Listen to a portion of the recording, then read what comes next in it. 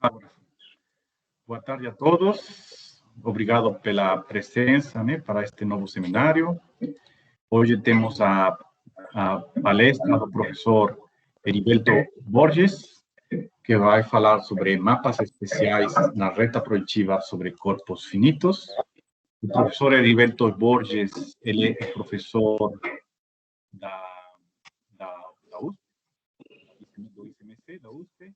Atualmente, ele é bolsista de produtividade em pesquisa. Muito obrigado, professor Heriberto.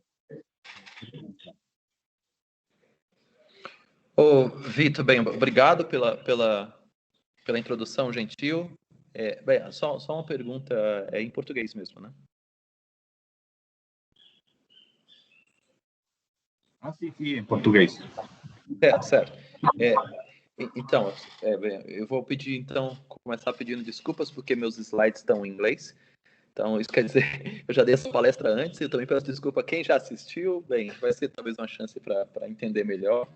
Se a última tiver sido muito ruim. E certamente eu vou dar essa palestra no futuro também, tá? Mas, enfim, eu faço isso, obviamente, para otimizar os nossos tempos de preparação e porque eu gosto do assunto também. Então, como vocês estão vendo aqui, o tópico dessa palestra, que são mapas especiais sobre a reta projetiva, né, na reta projetiva sobre corpos finitos. Tá, isso é um trabalho recente, em coautoria com Daniele Bartoli e Luciano Cos.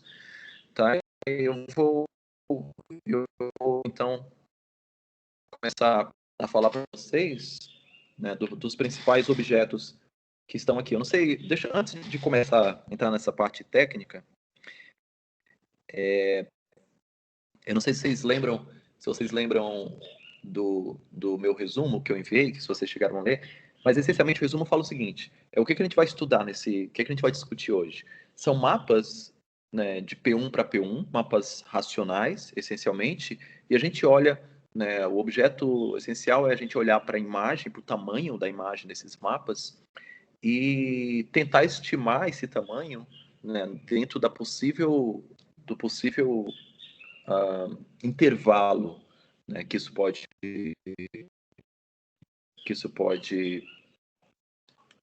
que esse tamanho pode ser realizável. E a ideia é, tem um desses intervalos, dentro desse intervalo tem um menor valor possível, e a gente vai mostrar, ou tentar pelo menos dar uma ideia para vocês, que, curiosamente, esse menor valor possível ele é atendido essencialmente ser a extensão induzida, né, por essa função racional, com a qual você define o mapa, é uma subextensão de Galois do corpo de funções racionais. Isso é algo bem interessante. Então, essa é mais ou menos a ideia geral. Só que, até chegar lá, vou levar um tempinho entre definir objetos e até fazer um pouco mais de motivação. Vou acabar fazendo um desvio um pouquinho, mas aí, pelo menos para dar uma ideia para vocês do contexto um pouco mais amplo, né, desse assunto. Por que eu acho interessante, talvez consiga convencê-los. Então, eu começo com esse seguinte cenário. Então, eu pego um polinômio f, tá? Definido sobre o meu corpo finito, fq. Tá? É só uma pergunta, vocês conseguem ver o mouse quando eu rodo assim, quando eu movo? Sim, Heriberto, nós estamos vendo sim. Legal. Então, imagina que você pega um polinômio qualquer, né, sobre um corpo finito, e aí certamente você pode naturalmente perguntar, não, olha para isso aqui como um mapa polinomial e pergunta qual é o tamanho, né, da imagem. Ele vai levar o FQ no FQ, mas ele vai tomar o FQ todo, ele vai, né, trazer todo mundo para poucos elementos do FQ, enfim. Essa é uma pergunta, né, básica, simples, e acontece, a gente pode marcar aqui o óbvio, é que o tamanho desse conjunto, claro, ele é no máximo o tamanho do corpo, tá? E ele é no mínimo algo como o tamanho do teu corpo dividido pelo grau, tá? Isso é essencialmente teorema fundamental, já não tem nada, tudo bem tranquilo. Você vai lá, faz a conta, ok. Então, essa então é esse é o intervalo possível, né, do tamanho do meu conjunto, tá? E aí acontece que quando esse tamanho atinge uma dessas dessas duas extremidades, né, o polinômio em questão ele recebe nomes especiais aí, né, importantes. Por exemplo, quando o conjunto de valores é exatamente o FQ, tá? Então, naturalmente, você chama isso de polinômio de permutação, e quando ele é o menor possível, a gente chama ele de um conjunto ou um polinômio com um conjunto minimal de valores, tá? Não tem nada de excepcional aqui. Deixa eu dar 2 exemplos simples.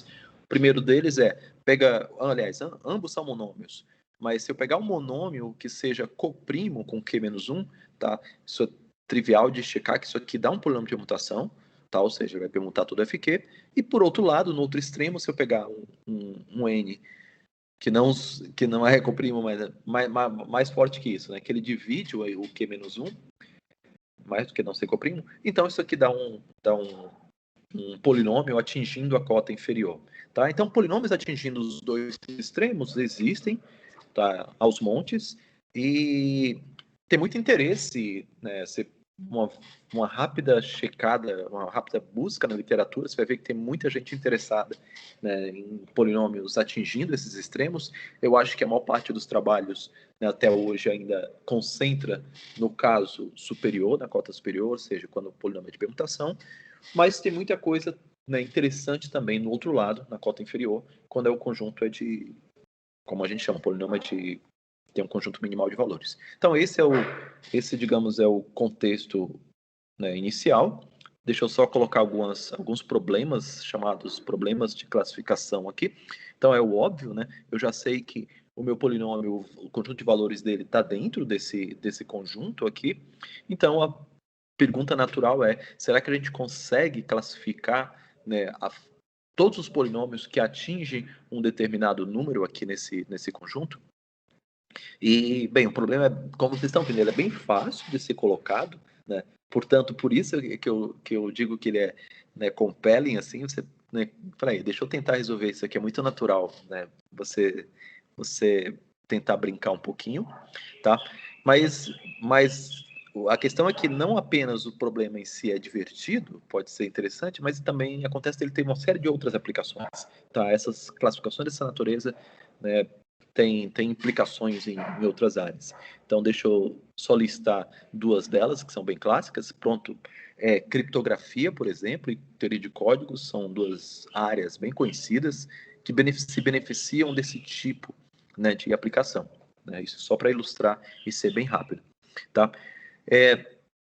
Mas, o que eu falo aqui no terceiro item é que, né, não só isso, esse tipo de problema relacionado ao conjunto de valores, ele tá em conexão com a série de outros problemas em matemática, muitos dos quais podem ser, né, bem difíceis. Então, só para ter uma ideia do quão difícil ou quão desejado, né, certos problemas são nesse contexto, né, pelo menos a solução dos problemas, eu vou ilustrar aqui rapidamente. Tem esse paper de 2010 do Guralnick, Rosenberg e Ziv. O título do paper é Uma Família Nova de Polinômios Excepcionais em Característica 2, mas deixa eu só dar uma ideia rápida. Polinômio excepcional é um polinômio, essencialmente é um polinômio que é um polinômio de permutações para infinitas extensões do teu corpo base, tá? Então aqui eles trouxeram essa família de polinômios em característica 2, olha, algo muito específico, né? E esse problema, essa solução que eles trouxeram aí, fechava, né, uma certa classificação de uma certa família de polinômios, com certas propriedades. Então, você tem uma ideia do tamanho do valor disso, da não trivialidade do problema, né? Isso aqui foi, né, publicado no Annals. Isso aqui é só para ilustrar. Então, apesar do enunciado simples e das perguntas que a gente vai ver daqui a pouquinho serem bem simples, algumas delas, né, a solução, em muitos casos, né, está longe de ser, né, tão simples quanto a pergunta. Tá? Então, bem, a gente falou um pouquinho do que são os objetos, né, um pouco de motivação e problemas que a gente busca classificar, né, relacionado a esse conjunto de valores de polinômios. E agora deixa eu voltar para o objeto que eu tenho um pouco mais de interesse hoje, que é o extremo, né, inferior. Ou seja, eu vou pegar um polinômio, né, cujo conjunto de valores ele é o menor possível, que é sobre o grau. E um dos motivos pelos quais eu me interesso, ou muitos se interessam por esse tipo de polinômio, é que ele também, né, pode te levar a construir curvas com muitos pontos, tá? Curvas com muitos pontos, que eu quero dizer curvas sobre um corpo finito, com muitos pontos, né, em determinada extensão, né? Isso pode ser algo próximo da cota de Rassivey, ou enfim, ou mesmo atingindo, vai depender do contexto. Mas curvas com muitos pontos é também outro objeto de desejo para muita gente que atua nessa área, tá? De novo, com uma série de aplicações. Então, é um motivo particular para esse tipo de polinômio que está nesse extremo inferior é, como eu estou dizendo, curvas com muitos pontos, tá? Eu só estou dizendo que muita coisa, né, recentemente foi feita, né, em cima desse tipo de polinômio.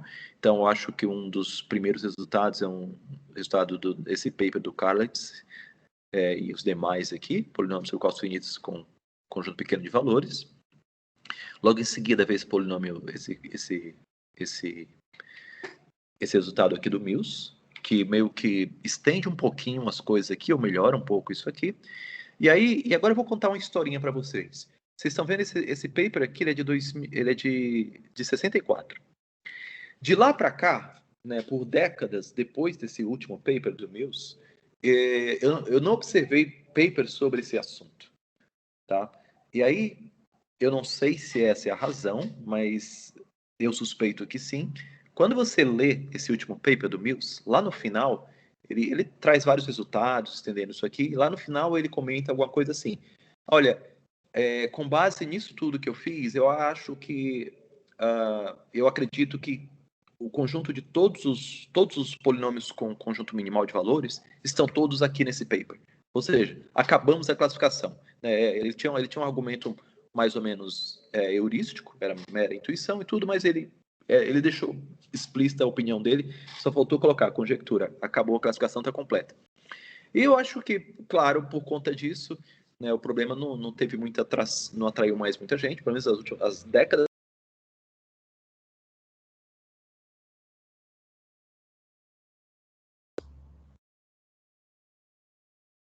Cortou o áudio, foi? Cortou, eu não estou escutando também, não.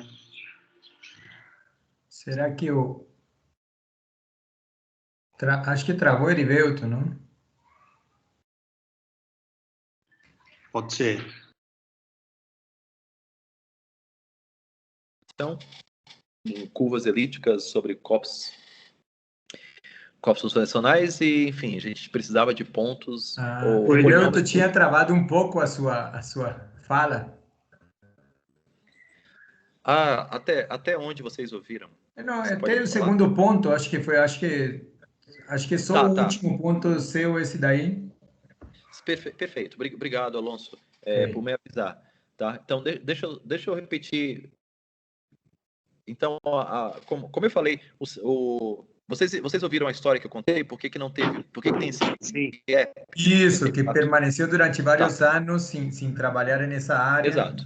Isso. Exato. E aí o que aconteceu foi que, num tempo atrás, né, quase 10 anos atrás, o Ricardo estava trabalhando em certas curvas sobre corpos de funções racionais, sobre FQ, e aí a gente precisava de, né, pontos com certas coordenadas, eram polinomiais, e os polinômios tinham que ter certa propriedade, e naturalmente as propriedades tinham a ver, né, a gente caiu rapidamente nisso aqui, tá? E aí viu-se que a gente achou alguns polinômios com essa propriedade que a gente queria, e por acaso achamos alguma coisa que não estava na lista do Mills, tá? Ou seja, o que ele tinha, digamos, conjecturado, que estava fechado, na verdade não estava. E aí, a partir daí, a gente se interessou um pouco mais sobre o assunto. E de lá para cá, né, viemos, né, brincando um pouco de 2013 para cá, então por isso desse gap aqui, porque eu acho que muita gente achava que o problema estava resolvido, mas na verdade ainda não estava, a gente fez uma classificação num contexto maior, mas ainda hoje tem vários pontos ainda em aberto. Tá? Teve mais um resultado recente aqui, né, do Lucas Reis, e onde os polinômios sobre FP ao cubo, um corpo onde P é um primo, são classificados, tá? Os minimal value sets. E, enfim, alguma coisa a mais, né, tem sido feita aí nos últimos tempos. Então, só para dar uma ideia para vocês, né, dar um pouco da história do problema, e deixa agora eu falar, ao invés de... Eu vou ter que fazer um pequeno desvio, vou falar por que eu me interesso um pouco sobre isso, porque é o seguinte, tem um teorema conhecido por muitos de vocês, se não todos, chamado teorema de Storr-Vollek, que ele lida com cotas para número de pontos racionais em curvas, tá? E o que acontece? No grosso modo, eu posso pegar as curvas planas e dividir em duas categorias, as que são Frobenius não clássicas e as que são Frobenius clássicas. Essas Frobenius não clássicas tendem a ter muitos pontos. Então é interessante a gente classificá-las de alguma forma. Então isso é uma motivação, né, pela qual eu brinco com essas coisas. Mas no final das contas, o que é uma curva Frobenius não clássica? Rapidamente, uma curva Frobenius não clássica nada mais é uma curva definida sobre FQ, né, ela é irredutível, para o qual o mapa de Frobenius leva todo ponto não singular na sua reta tangente, tá? Quem já entendeu isso aqui já viu, tá muito confortável, mas quem não viu, eu já faço um desenho, mas o meu ponto principal aqui é que essas curvas são raras, tá? Você não pode esperar que isso aconteça. Eu pego o mapa de Frobenius, claro, pego um ponto da curva, a imagem dele pelo Frobenius, vai dar outro ponto na curva, afinal de contas a curva está definida sobre a FQ, mas não necessariamente cai naquela reta tangente, tá? Se isso acontecer para todos os pontos não singulares, a curva é chamada Frobenius não clássica. Então, como sempre, né, uma figura vale 1000 palavras, daqui a propriedade. Pega um ponto P, pega o Frobenius desse ponto, ou seja, leva as coordenadas ao Q, e esse Frobenius poderia cair em qualquer ponto da curva. O que acontece é que ele cai exatamente na reta tangente. E se isso acontece para exatamente todos os pontos não singulares da minha curva, a curva é chamada Frobenius não clássica. Pronto, então geometricamente é isso. Curvas desse tipo podem ter muitos pontos racionais. De fato, esse é o teorema uma versão do teorema de Storr-Vollek, que fala o seguinte: se o número de pontos racionais, G é o gênero da curva, D é o grau dela, estou falando de curva plana, tá? Que é a cardinalidade do corpo. O teorema fala que o número de pontos racionais é cotado superiormente por esse número aqui, onde esse nu que está aqui, ele é 1 se a curva, né, não for essa patologia que a gente acabou de ver. Se a curva for do tipo patológico, que a gente acabou de ver, ou seja, a Frobenius clássica, esse nu vai ser uma potência de P. Então, claro, esse cara aqui aumenta, tá? Então, isso pelo menos te dá um indício que essas curvas, então, com esse comportamento patológico, tem que ter muitos pontos. E, de fato, elas têm. Tá? Então, essa é a razão pelo qual, né, a gente separa o mundo de curvas planas sobre corpos unidos, muitas vezes, nessas duas categorias. Então, é o que a gente comenta aqui, as curvas são prováveis de ter muitos pontos, essas Frobenius não clássicas, tá? E agora, deixa eu mostrar para vocês qual é a conexão entre curva Frobenius não clássica e conjunto minimal de valores. Isso é um resultado de 2016, que fala o seguinte: olha, se você pegar qualquer curva desse tipo, com variáveis separáveis, eu quero aplicar Storr-Vollek. Então, primeiro, eu quero saber se a curva é Frobenius não clássica ou não, né? Que forma que eu vou usar. Então, eu preciso... seria interessante classificar quando é que uma curva desse tipo é Frobenius não clássica. E é exatamente o que esse resultado fala. Ele fala que eu pego dois polinômios, f e g. Então, essa curva é Frobenius não clássica. Vamos supor que ela é irredutível, o resultado vai para todas as componentes, mas para ser simples, supor que eu pego a curva irredutível, eu digo que ela é Frobenius não clássica, né? C e somente C acontece dos dois polinômios, tanto f quanto g, serem polinômios com conjunto minimal de valores, e esse conjunto minimal de valores ser exatamente o mesmo, tá? Então, isso é uma caracterização de curvas não clássicas em termos, para esse tipo de curva, em termos de conjunto de minimal de valores, tá? Daí o motivo da conexão, por isso que eu fiz esse desvio com vocês. E aí aqui eu dou um exemplo, pega, por exemplo, eu estou sobre FQ quadrado, pega dois polinômios muito famosos aqui, esse aqui é o traço de FQ quadrado para FQ, isso aqui é a norma. Então a gente sabe que os valores disso aqui, o que esse polinômio faz? Ele pega todo o FQ quadrado, leva no FQ. O que esse polinômio faz? É a mesma coisa, pega todo o FQ quadrado, leva no FQ. E você consegue checar que o Q quadrado dividido pelo grau desses polinômios, o tamanho, tá? É exatamente esse Q, o tamanho que eu falo, o teto. Então são polinômios minimais, o mesmo conjunto de valores. Então, pelo teorema anterior, se eu pegar o G e o F, fizer a curva G de x igual a F de x, essa curva vai ter que ser Q quadrado Frobenius não clássica, tá? E, de fato, Se eu faço isso, eu tenho exatamente a hermitiana, que é bem conhecida como Q-quadrado por organização clássica. Então, isso ilustra esse resultado. Deixa, então, eu seguir um pouco adiante. Eu falei de polinômios com conjunto minimal de valores. Falei por que a gente se interessa por ele, ou pelo menos um dos motivos. Tem conexão próxima com curvas por urbanização clássica, portanto, curvas com muitos pontos. E aí você pode se perguntar, né, e se eu, ao invés de considerar polinômios, né, olhar para funções racionais e olhar o conjunto de valores delas? E aí que entra, então, o título da nossa palestra de hoje. Se eu pegar funções racionais, por exemplo, o H, que é um quociente de polinômios, e olhar, né, tentar medir o conjunto, o tamanho da imagem aqui. Claro, aqui eu estou em P1, tá? Então eu ponho um infinito aqui no jogo também. Então, claro, agora indo para P1, eu tenho no máximo Q mais 1 pontos, tá? É o que está na imagem dele. E o mínimo também, assim como a gente fez no outro caso, o mínimo é o Q mais 1 dividido pelo grau. Tá? Então, o máximo é isso, o mínimo é isso. Então, eu podia até falar de função racional, que é permutação, e função racional, que é, né, o mínimo, que tem um conjunto minimal de valores. Então, vocês veem, é de maneira totalmente análoga ao caso de polinômios. Eu simplesmente troco polinômio por função racional. Aí você naturalmente se pergunta, tá, mas o caso de polinômio não deixa de ser uma função racional também, né? Eu tenho um aqui embaixo. Então, será que polinômios que são minimais, no sentido de ter um conjunto pequeno de valores, será que eles também vão dar para a gente, né, automaticamente funções racionais com valor pequeno? Tá? E a surpresa é que não necessariamente. Então, aqui a cota, a minha função racional, eu vou dizer que ela é uma MVSRF, é um conjunto, a função racional com um conjunto minimal de valores, se ela atinge essa cota, certo? Então, se eu pego um polinômio mínimo, um polinômio que é lá no outro contexto, é minimal, né? A pergunta é se olhado como mapa de P1 para P1, se o conjunto de valores também teria esse tamanho, tá? E a resposta é que não necessariamente. Então, se você pegar um polinômio, né, que seja MVSP, tá? E olhar para o conjunto de valores dele, o que acontece? Ele pode dar, sim, a cota mínima, mas ele também pode dar a mínima mais 1, tá? Então, não necessariamente um polinômio minimal me dá uma função racional minimal automática, tá? Pode acontecer de ter um a mais, tá? E, observando isso, bem, a gente, né, naturalmente vem algumas perguntas. Tá, então o polinômio só atinge a cota mínima quando o grau dele divide o quê? Quando não divide, é a cota mínima mais 1. Então, eu posso perguntar, será que eu tenho função racional, né, que atinge a cota mínima sem que o grau divida o quê? Porque, para caso de polinômio, né, eu já sei. Se o polinômio é minimal, o grau divide Q, vai atingir a cota mínima. Mas será que eu tenho função racional, né, não seja polinomial, que isso acontece? Ou melhor, se elas podem ser caracterizadas? Essa é a pergunta. Tá?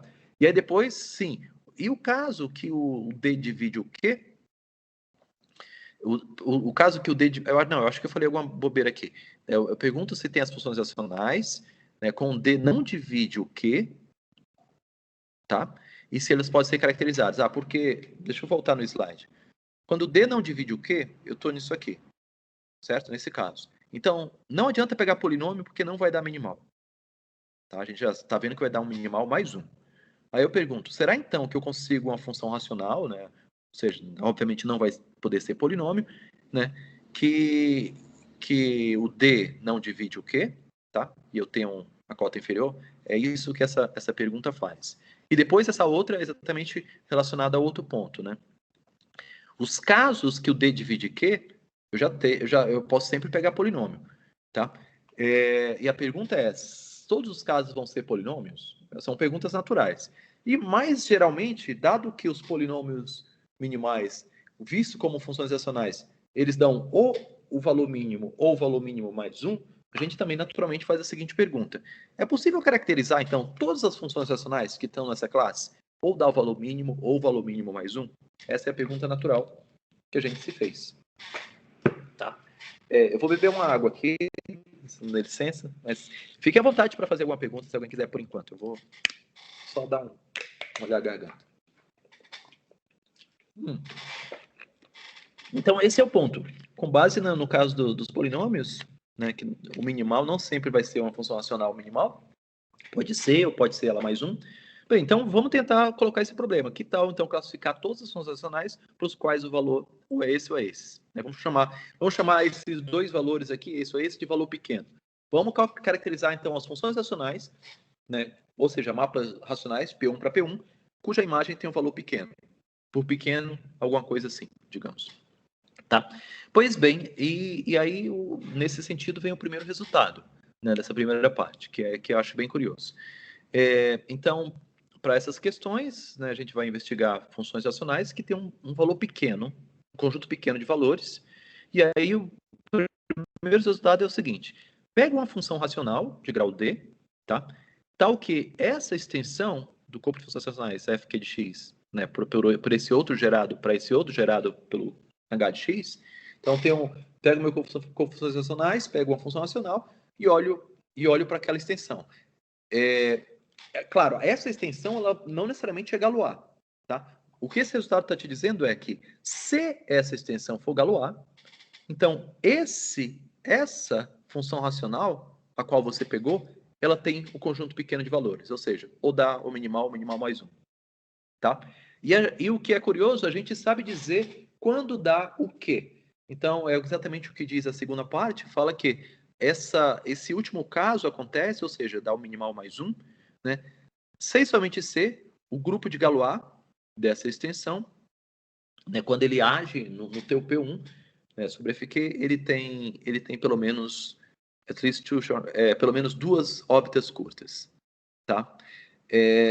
Então esse é o primeiro fato. Então eu peguei uma extensão, né? Eu peguei uma função racional, olhei para essa extensão aqui subextensão do FQ de x. Se foi Galois, opa, essa função racional tem um conjunto pequeno de valores. Deixa eu eu não vou fazer a prova, mas porque a prova é bem simples aqui, ela usa essencialmente Galois teoria, teoria de Galois e a fórmula de Riemann-Hurwitz, tá bom? Mas deixa eu dar um exemplo. Então, eu falei, olha, pega uma extensão galoisiana. Mas pegar uma extensão galoisiana significa pegar um subgrupo, né, do grupo de automorfismos aqui do P1, tá? E olhar para o corpo fixo desse cara. Então, eu peguei esse subgrupo aqui, o S3, gerado por esses caras, tá? Vamos olhar, então, quem que vai ser o polinômio minimal, né, de x, né, sobre o corpo fixo por S3, e apenas uma continha, isso aqui é pura teoria de Galois, boba, mas diz que o polinômio minimal é um polinômio de grau 6, claro, o S3 é um grupo de ordem 6, tá? E os coeficientes dele, que estão aqui, eles são escritos dessa forma, onde esse H é alguma função racional, mais precisamente, é exatamente essa função racional. Então, esse é o polinômio minimal, né, do meu x sobre o corpo fixo. Está aqui a função racional, lá que gera o meu corpo fixo. E pelo teorema anterior, então, já que essa extensão é Galois, essa função racional ela tem um conjunto de valores pequeno. É simples assim. Tá? Me pega qualquer subgrupo que está aqui, olha para o gerador do corpo fixo, vai dar uma função racional. Aquela função racional é bonita nesse sentido. Pequeno conjunto de valores. Tá? Então, isso ilustra, assim, como é simples a gente entender o resultado anterior. Deixa eu ver só o que é que eu coloquei aqui. Tá, assim, o S3 fixando esse cara, tá aqui o corpo fixo, então isso aqui é exatamente o que eu falei. Tá, então a conclusão é, esse cara tem um conjunto pequeno de valores. Quer dizer, o tamanho do conjunto de valores ou é esse ou é esse. Eu dar isso aqui que é o mínimo possível ou esse mais um. Quando dá um, quando dá outro, depende, né, das órbitas curtas que eu falei agora há pouco para vocês no teorema, tá? Então, dependendo do número de órbitas curtas da ação de S3, né, no P1 de FQ, eu vou dizer quando é que dá um, quando dá outro. Mas você fica com essa pendência de saber... Não, porque um ponto legal é que, né, vocês devem saber a ação do PGL 2Q em cima do FQ, extensões de FQ, ela é muito conhecida na literatura. Então, a gente sabe, né, me dá esse S3, se você me der o FQ, né, se for escolhendo o Q arbitrariamente, eu sei, baseado com, resultados da literatura, que caso que eu vou ter duas ópticas curtas ou não, tá? Que é o que interessa para decidir se o conjunto vai ter esse tamanho ou esse. Então, isso ilustra esse primeiro teorema. Então, o teorema falou isso. Se a extensão é Galois, o conjunto tem valor pequeno, né? Meu função racional tem um conjunto pequeno. Agora, vamos tentar ver exatamente a recíproca. A recíproca fala o seguinte. Começa, então, com a função racional, tá? F, eu não sei o que aconteceu aqui, eu acho que eu pulei isso. F sobre G, então são dois polinômios, obviamente vou escolher coprimos, e aí vamos adotar alguma notação aqui. Eu vou chamar de D1, o maior dos graus, entre F e G, e D2, o menor dos graus. E a condição é que D1 mais 2 vezes D2, né, não seja muito grande, seja barrado por esse número aqui. Se acontecer, né, dessa função racional ter grau muito grande, é essencial. Então, o resultado diz que se for menor que isso, menor que essa expressão, então a extensão é Galois. Em algum sentido, eu estou te dizendo que se o conjunto de valores for pequeno, dado que esse cara é pequeno, a extensão é Galois. O resultado anterior falava, se for Galois, o conjunto de valores é pequeno. Esse aqui fala, sob certas condições, né, bem razoáveis, não é muito restritivo, se esse conjunto não for muito grande, necessariamente a extensão vai ser de Galois. Tá? Então, esse resultado é um pouco mais técnico, bastante coisa, eu não vou entrar nos detalhes da prova, mas eu queria dar pelo menos um pouco da ideia do sabor da prova, e a ideia é mais ou menos assim. Então, o que acontece? Você vai pegar a tua função racional, tá? E vai supor que ela tenha um valor pequeno. Essa é a minha hipótese, né? Função racional com um conjunto de valores pequeno, quero mostrar que depois a minha extensão vai ter que ser Galois. Mas o que significa essa extensão ter valor pequeno? Quer dizer que eu levo o meu P1, né? Todo P1 eu concentro no conjunto pequeno. Então, se eu olhar para essa curva, né, de um lado f de x sobre g de x, e do outro lado f de y sobre g de y, igualar essas duas, quer dizer, eu vou rodar os valores de fq aqui no x, valores de fq no y, então vai ter muita colisão, já que o conjunto de valores dos dois é pequeno, é o mesmo, vai ter muita colisão, né, nessas imagens. Mas isso se traduz de que forma? Se traduz em dizer que essa curva aqui, né, só quando você faz o produto cruzado, essa curva que você obtém, ela tem muitos pontos racionais. Essa é a ideia. Tá, então esse é o meu primeiro passo. Eu tenho uma curva, eu tenho uma função racional com um valor de conjunto de valores pequenos. Eu normalmente associo a ela essa curva vai ter muitos pontos. Tá. Só que lembra que o nosso teorema aqui, ele tem umas certas hipóteses de que o D1 mais 2, D2, ele não pode ser muito grande. Tá? Ou seja, o grau dessa curva não pode ser muito grande. Tá? Mas calma lá. Se eu tenho uma curva de grau pequeno que tem muitos pontos, essa curva, na verdade, ela não pode ser irredutível. Ela tem que se fatorar. É mais ou menos assim. Bem, para vocês que estão acostumados com contar a ponta em curva algébrica, pega uma cônica, né, sobre FQ. Né? Todo mundo sabe que a cônica sobre FQ tem Q mais 1 pontos. Se eu de repente acho uma cônica que tem Q mais 2 pontos, eu já tenho certeza que aquela cônica, na verdade, é uma união de duas retas. Tá? Tudo bem? Então, portanto, vai ter, né, 2 vezes, né, Q mais 1 pontos, né, na união das duas. Então, essencialmente é isso. Grau 2 com mais de Q mais 1 pontos tem que se fatorar como união de duas retas. Tá? E esse é o mesmo princípio. Eu estou pegando uma curva de grau baixo com muitos pontos.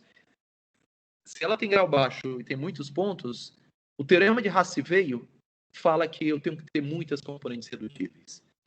Essencialmente essa é a heurística, né, da prova. Tá?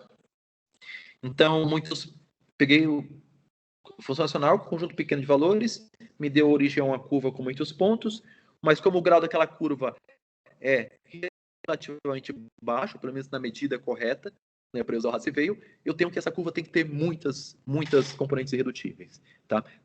Tantas são essas componentes que o que acontece, mais que isso, é que tais componentes elas têm que ser um monte de retas ou então cônicas desse tipo aqui, tá? Então, esses fatos aqui em cima, eles implicam que a tua curva ela é a união de algumas retas e algumas cônicas. Tá, mas então vamos voltar de novo então para a equação da minha curva. Se a minha curva é a equação de é uma união de retas e cônicas, então a equação dela, né, como polinômio, se fatora dessa forma.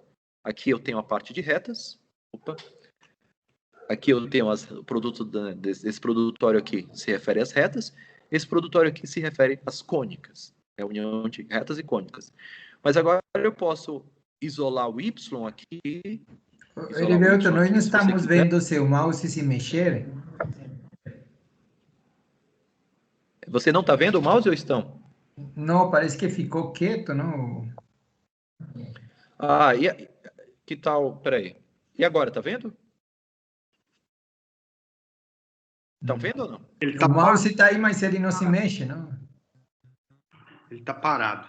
Ah, mas mas o slide está mexendo? Se eu fizer isso, o slide muda? Tá não, mudando? não mudou, não. Ah, então tá congelado. Está na página 15. Ah, sério? Sério? Não, eu já tô indo para 17. Ui! Então, nós ficamos na 15, Peraí. por isso que eu achei estranho. Ah, não, calma lá. O que é que eu faço, então? Tem alguma coisa que congelou, né? É. Voltou ou não? Não, ainda não, não está mexendo. O slide não está passando, não. Pode tentar descompartilhar e compartilhar de novo, talvez. Tá, então deixa eu fazer. Vou fazer isso, então.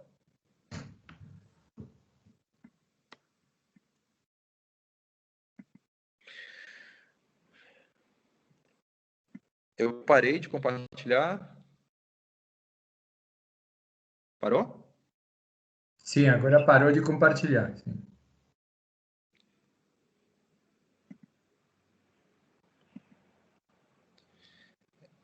Agora vocês me falam se vai voltar. Voltou? Ok, estamos vendo se está mexendo aí. Certo. Deixa eu colocar de novo. Bem, eu estou na página 15 mesmo. Eu voltei para a página 15, tudo bem? Isso, tudo bem, está na 15, isso mesmo. Tá. Passei para 16, estão vendo? Não. Não? Ah, agora sim, passou. Ideias da prova. Exato. Então, pessoal, vamos lá, desculpa. Eu vou repetir rapidinho aqui quais são as ideias da prova. Então, eu comecei com uma função racional que tem um conjunto pequeno de valores, certo? F sobre G. Tudo bem? Mas o que significa isso aqui tem um conjunto pequeno de valores? Significa se eu pegar F sobre G, né, F de X sobre G de X, igual a F de Y, G de Y, né, olhar isso como curva, quer dizer, os dois, como é o mesmo conjunto e o conjunto pequeno de valores, quer dizer, isso aqui vai trazer todo o P1 para um lugar muito pequeno, uma imagem muito pequena, esse aqui vai trazer todo o P1 também para uma imagem muito pequena, vai ter muita colisão, isso significa que, então, essa curva, com essa equação, ela vai ter muitos pontos. Tá claro isso? Vocês estão me acompanhando? Ok, sim. Certo? Tá, mas o que significa essa curva ter muitos pontos? Significa, né, uma vez que a gente escolheu o grau pequeno, significa que, né, pela cota de Raci-Veio, essa curva tem que ter muitas componentes irredutíveis e de grau baixo, tá? É o que esse item 2 fala. Mas o que significa componente irredutível de grau baixo? Né? No nosso contexto, vai acontecer dessas componentes serem retas e cônicas dessa forma. Tá? Mas então deixa eu voltar para a equação da curva. A equação da curva, então, já que é a união de retas e a união de cônicas, então vai ficar esse produtório aqui e esse produtório aqui. Agora, pensa nessa parte linear, para cada um desses eu posso isolar o meu y.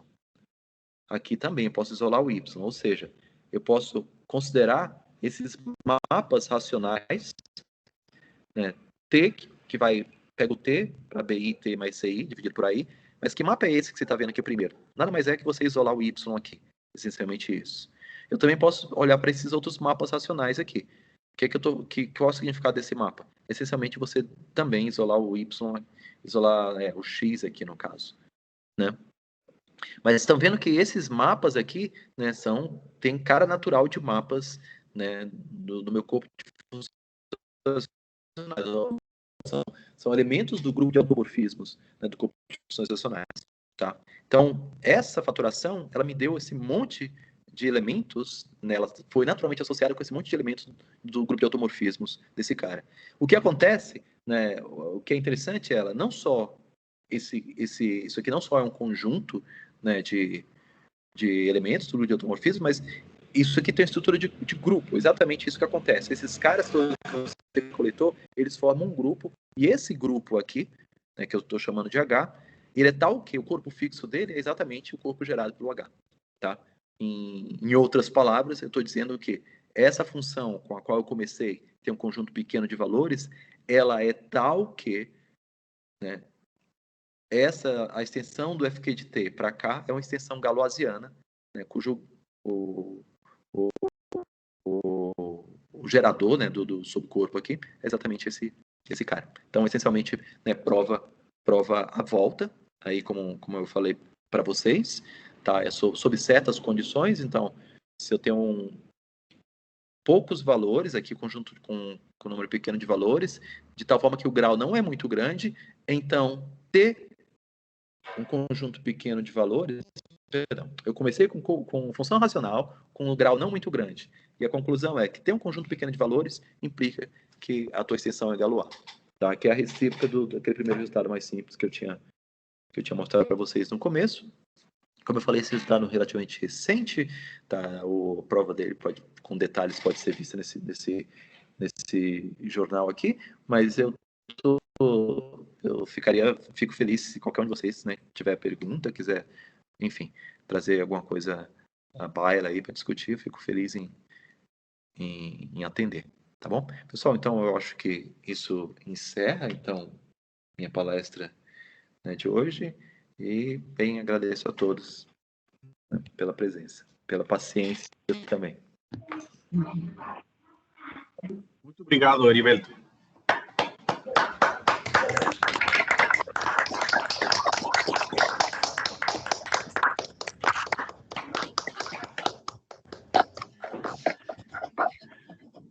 Bom, então eu queria saber se alguém tem dúvidas, se alguém gostaria de fazer algum comentário.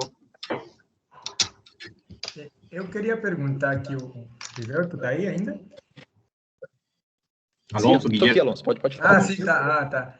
Eu não vi, assim, por exemplo, você apresentou esses conjuntos, eu não vi exemplos desse tipo de curvas aí no final, nesses conjuntos que você chegaram. Você tem alguns exemplos? Não, eu não trouxe aqui. Não, assim, eu tenho exemplos, sim. Se eu posso, bem. Não, tudo bem, não. Assim, eu posso até compartilhar aqui, mas se você quiser ver exemplos, que a gente não colocou nesse contexto, mas exemplos disso são tem um paper que chama como chama? Ah, eu esqueci. Sim, lembrei. Chama curvas multifrobênios não clássicas. Se você buscar esse paper, multifrobênios não clássicas, curvas, lá nesse paper você vai ver que as curvas que são construídas lá, em alguma medida, elas são dessa forma. Pega uma função racional com um pequeno conjunto de valores, faz o produto cruzado e dá as curvas que estão lá. Então, não... Enfim. Ok. Não, tá bom. Obrigado aí. Tá bom?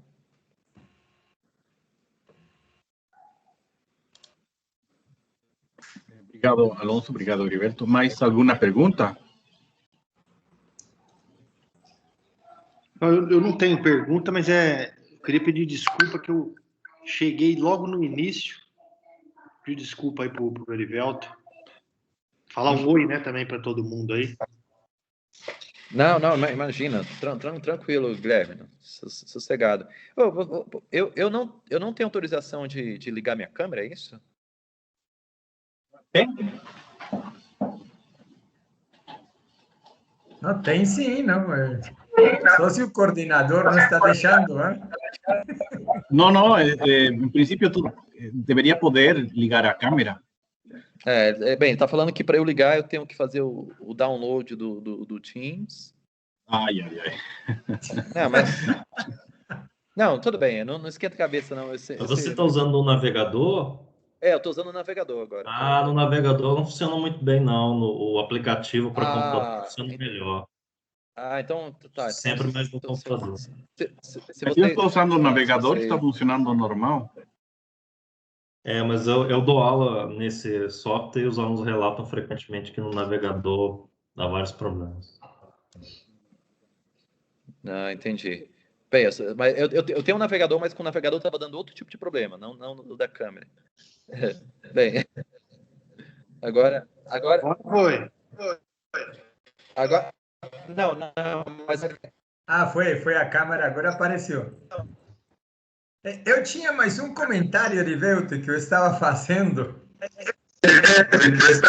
Oi? É que está muito diferente. Você me trouxe lembranças do Fernando Torres. Sério? Talvez esse cabelo aqui que eu não corto há um tempo. Talvez seja isso. Olha só quem está aí, pessoal. Bem, acho que eu conheço todos vocês. Tudo bem?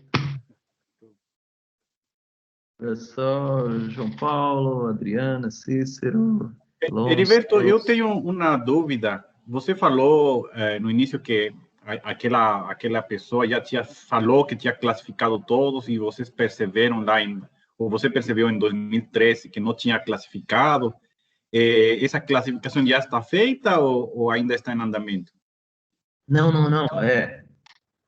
Então, ela está longe de ser feita. Assim, não vou dizer que ela, por exemplo, ela foi feita em certas categorias. Então, vamos pegar todos os conjuntos, os MVSP, cujo conjunto de valores é um subcorpo. Essa classificação está feita.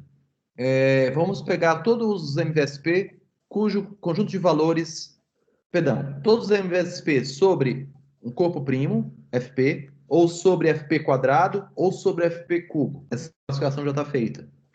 Sabe? Mas, por exemplo, sobre FP a quarta, ela já não está completa. Né? Falta buracos, tem vários lugares que ela está feita em certo contexto, mas em alguns desses tem buracos. Então, pelo jeito aí, o Mills, né? Mills, errou feio, ou não? Não, eu não gosto de... Assim, eu acho que ele foi infeliz fazer isso, mas... Parece que não foi perto, assim, né? Ou foi enganado? Eu diria... É difícil medir, né, o quanto que ele errou e tal. Mas é verdade que esses polinômios são raros. Então, não é que tem um monte dele, abundância enorme. Mas que ele deixou vários de fora, ele deixou. Então... E assim, pode ser que todos os que a gente conhece, pode ser que os que a gente conhece na literatura, hoje, sejam de fato todos. Pode ser. Mas aí, né, falta provar isso. E essas potências de P, Eurivelto, P em FP quadrado, em FP cubo, você falou que já estão resolvidas, elas têm uma relação aí entre eles têm uma cara parecida nesses corpos, por exemplo, o do PA quarta, o do PA quinta, que seria o próximo primo PA quinta, né? Potência, né? Por exemplo, em 2000 e, sei lá, um tempo atrás, a gente fez esse de classificar todos os polinômios minimais cujo conjunto de valores é um subcorpo, ou alguma coisa com estrutura de subcorpo. E isso dá um monte deles.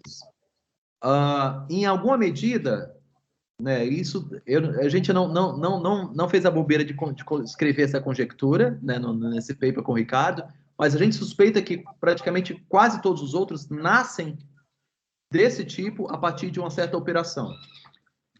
E isso faz tanto sentido que, se agora eu quiser classificar, por exemplo, percebendo isso porque os polinômios sobre FP quadrado já tinham sido classificados e eles estão consistentes com essa nossa conjectura. Sobre FP ao cubo, se a conjectura fosse correta, então tudo que foi feito com o conjunto de valores de FP ao cubo para FP seriam praticamente todos os polinômios minimais sobre FP ao cubo.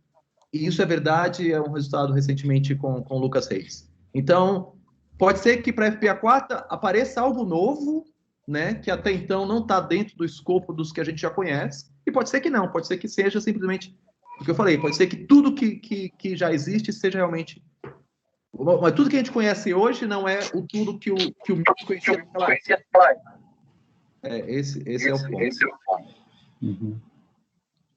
E vocês estão trabalhando nisso ou em outras coisas atualmente?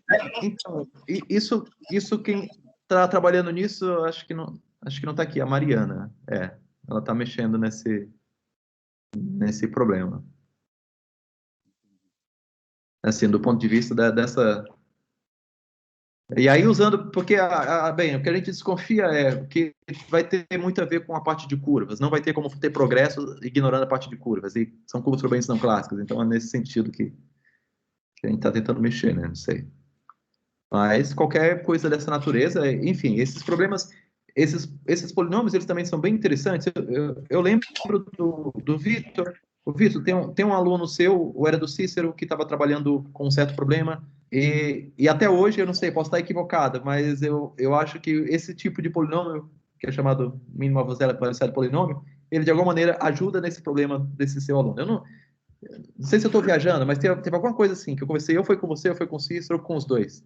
Teve um aluno de vocês que estava com um problema dessa natureza. Você fala aluno de doutorado ou de mestrado? Talvez ele tenha ido para engenharia, eu não sei, porque teve uma banca que eu participei, mas parecia que ele estava indo para engenharia, eu não sei se ele estava indo para o doutorado na engenharia.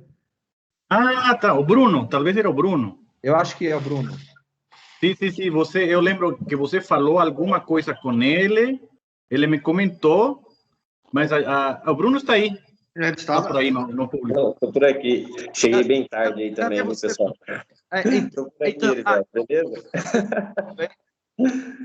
Então, aproveitando a palestra, é isso que eu quero dizer. Esse tipo de polinômio serve, de alguma maneira, ele pode ser usado aquele seu problema, mas aqui agora eu já não lembro mais, só estou com a memória vaga que tinha alguma relação. Mas, enfim, pode ser uma coisa interessante. Beleza. Depois eu vou assistir o replay, porque hoje eu estava enrolado e cheguei quase agora. Então eu perdi quase tudo. Mas eu assisto lá no YouTube, já deixo o like também. Isso. E depois a gente conversa. A mais, tá? Perfeito. Dá uma visualização a mais. Isso. Isso aqui. Mas isso vai ficar aberto lá no YouTube? Vai ficar disponível no YouTube. Semana que vem, mais ou menos, eu mando. Você que dá, né? Perguntou para o Erivelto, não? Quem? Nossa, cortou aqui o seu áudio. Meu? Na hora que você falou, cortou. Ah, não, eu falei que o Erivelto tem que concordar, né? Eu não sei se... Sim, tem que concordar. É verdade. Verdade. Depende. Se vocês estiverem monetizando muito, quiser, né, compartilhar, pelo menos... pelo menos... Dá uma porcentagem. A gente está chorando para ter alguns likes. Eu estou brincando, pode pôr. Se a gente conseguisse juntar alguma coisa, pelo menos para comprar os pães de queijo, seria, né? Nas próximas edições, seria bom. Uhum. Mas, bem, acho que é isso. Se alguém tiver mais alguma pergunta, fica à vontade aí.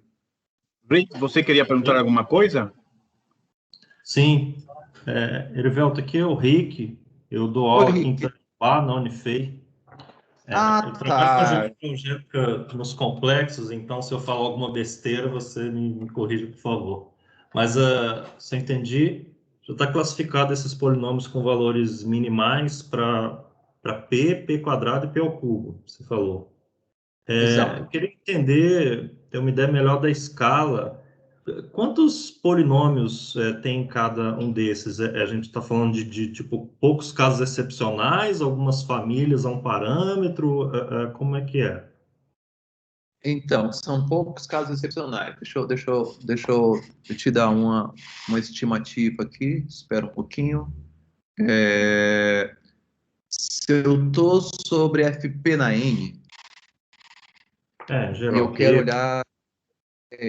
Se eu estou sobre FP na N, eu quero olhar os minimais cujo conjunto de valores é um subcorpo. Acontece desse cara dar um espaço vetorial de dimensão, sabe muito bem, de dimensão 2 na N. Ou é 2 na N ou 2 na N mais 1. Então tá muito abaixo do Q na N. Cresce com N, mas não depende do P nesse caso específico, o tamanho. Exato. Cresce. Peraí, eu posso estar equivocado. Calma, acho que você tem. É 2, é Q na... Eu acho que é 2 na N. Bem, tá. Mas isso... De qualquer forma, isso é um teorema que está nesse paper com o Ricardo que eu falei.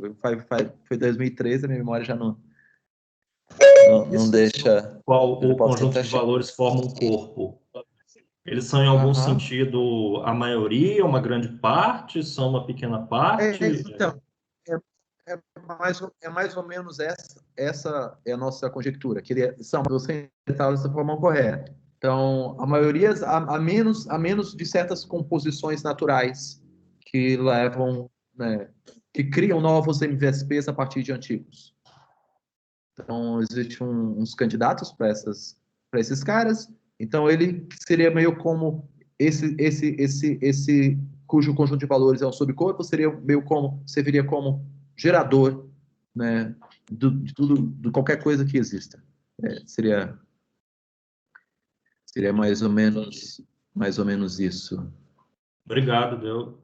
Não, imagina. Obrigado. Tem mais alguma dúvida? Alguma pergunta?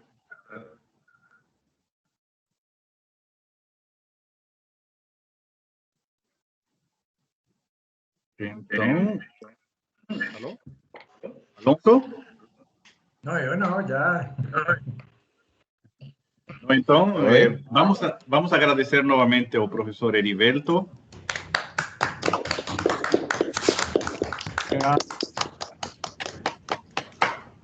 Quando chegar o dinheiro do YouTube, a gente manda os pão de queijos lá na casa do Herivelto.